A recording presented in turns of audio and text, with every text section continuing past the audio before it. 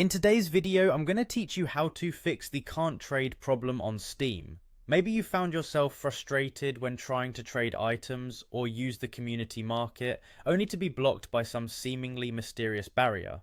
Well, we're here to demystify this issue and get you back on track, all in just 5 minutes. First things first, let's open up your Steam app. Whether you're using it on a PC or Mac, just make sure it's up and running. Now, once it's open, you're going to click on the login button.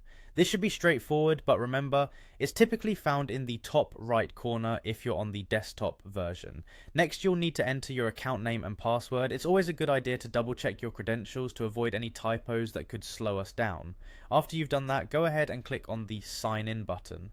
Alright, now you should be on your Steam homepage. From here, look towards the top of the page and click on the drop down menu labelled Steam. From that menu, select Settings. This is where we get into the nitty-gritty of our task today. Once you're viewing the Settings menu, navigate to the section labelled Security.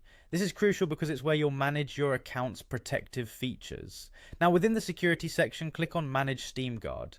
This might sound a bit technical, but it's essentially a layer of security designed to keep your account safe.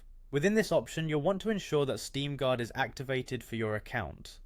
Steam Guard is vital for trading and using the community market, as both functions require it to be enabled.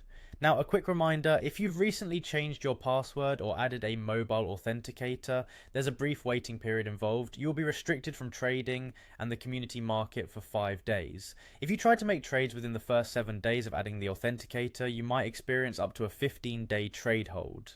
These waiting periods are standard security measures intended to protect users from malicious activity. Last but not least, double check that your email and phone number have been verified. This ensures you're in control of your account. Once you've gone through these settings and confirmations, close and reopen the Steam client. Doing so refreshes your session and often applies the changes you've made immediately. And there you have it. By following these steps, you should find trading on Steam to be a smoother and more secure process. Thanks for watching and happy trading.